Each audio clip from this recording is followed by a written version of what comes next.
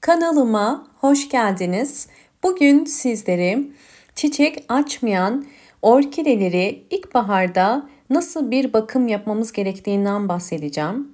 Eğer orkideleriniz uzun süredir çiçek açmıyorsa ilkbaharda orkidelerinizi uyandırma zamanı gelmiş demektir. Bunun için sıvı bitki besinleriyle ve bir takım püf noktaları ile orkidelerinizi yeniden canlandırabilirsiniz. Bugün sizlere özellikle orkidenin kök, yaprak ve çiçek çıkarımında büyük destek sağlayan havuçtan bahsetmek istiyorum. Havuç özellikle içerisinde bulundurduğu güçlü antioksidan, potasyum ve C vitaminleri sayesinde bitkinin hızlı bir şekilde büyümesine ve bitkinin canlanmasına yardımcı olur. Havuç içerisinde bulundurduğu vitamin ve mineraller sayesinde oldukça önemli bir besin kaynağıdır. Bu yüzden özellikle orkidelerin çiçek çıkarımını da destekleyecektir. Bitkilerde havuç nasıl kullanılır? Birinci adım olarak küçük dilimlere ayırıyoruz.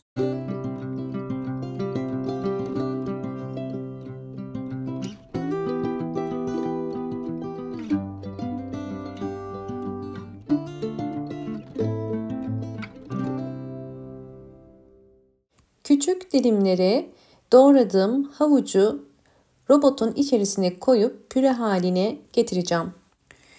Evet, üzerine 200 mililitre su koyuyorum ve daha sonra robottan geçireceğim.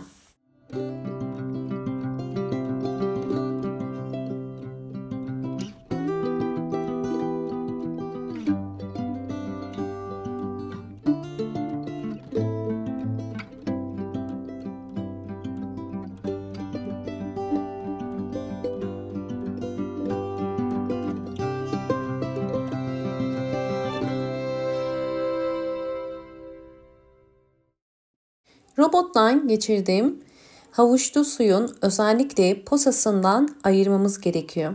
Çünkü posayla birlikte koyarsak orkide köklerine yapışacaktır. Bunu engelliyoruz. Toplamda bakın 200 mililitre havuç suyu koydum ve posasını ayırıyorum. Atmayacağım. Bunu da göstereceğim size nasıl kullanacağımı. Evet, üzerine 200 mililitre su koyuyorum.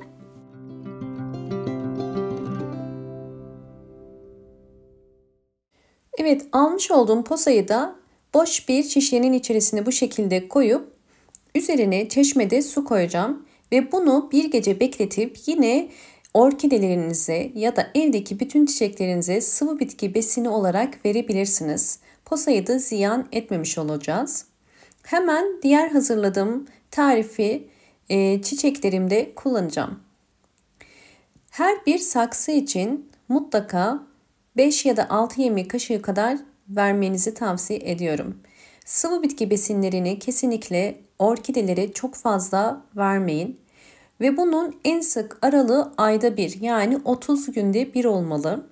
Her bir meyve ya da sebze içerisinde farklı mineraller ve farklı vitaminler vardır. Bu yüzden dönüşümlü olarak her bir meyvenin özellikle vitaminlerinden ve minerallerinden yararlanabilmek için dönüşümlü olarak veriyoruz.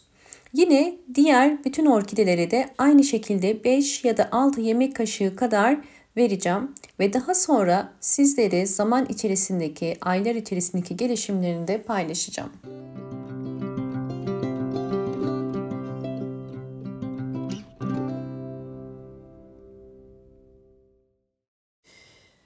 Orkidelerimin sonuçlarını paylaştıktan sonra sizlere 3 önemli orkide bakımına dair püf noktadan bahsedeceğim. Bunları da mutlaka dinlemenizi tavsiye ederim.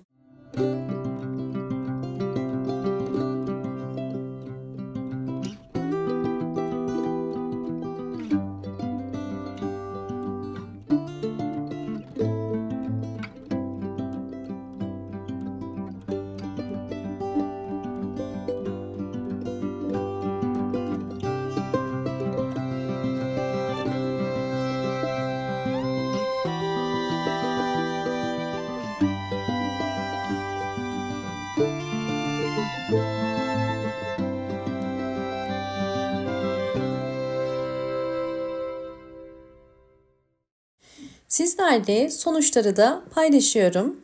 Eğer videomu buraya kadar izlediyseniz ve beğendiyseniz hemen beğen tuşuna basıp kanalıma da abone değilseniz eğer bana destek olmak için abone olup gelen bildirimlerden haberdar olmak için de zil sesini açık konuma getirebilirsiniz. Gördüğünüz üzere vermiş olduğum vitaminler orkidenin yeni çiçek dalı çıkarmasını kolaylaştırır. Bu orkidem yeni 2 tane çiçek dalı çıkardı ve şu anda tomurcukları yavaş yavaş çiçeğe dönüyor. Özellikle orkidelere çiçekli dönemde de mutlaka vitamin desteği sağlamanız gerekiyor. Bakın kök gelişimini görüyorsunuz. Bol bol yeni kökler çıkarıyor. Bunlar tamamen vermiş olduğumuz sıvı bitki besinleri sayesinde oluyor. Orkideler hem çiçekli dönemde hem de çiçeksiz dönemde sıvı bitki besinlerine ihtiyacı vardır. Dışarıdan aldığınız bir orkide ilk olarak eve getirdiğinizde gayet canlı ve sağlıklıdır. Fakat zaman içerisinde hemen solmaya başlar.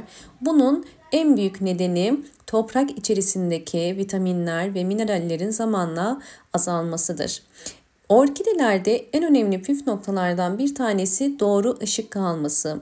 Kesinlikle orkideleri bir süs bitkisi gibi televizyon köşesine koymamanız gerekiyor. Mutlaka pencereye yakın, sabah ya da ikindi güneşini alan bir pencereye konumlandırmanız gerekiyor.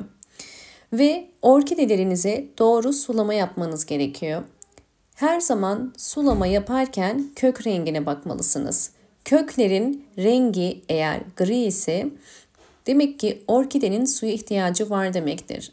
Eğer kök rengi sağdaki gibi yeşil ise orkidenin suya ihtiyacı yok demektir. Ve her zaman orkidenin ihtiyaç duyduğu su sadece bir su bardağı kadardır. Daha fazla su vermeyin ve günlerce asla bir saksının içerisine su ile bırakmayın.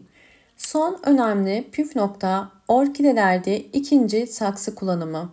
Orkidelerin nem dengesini sağlamak için mutlaka ikinci saksı kullanmalısınız.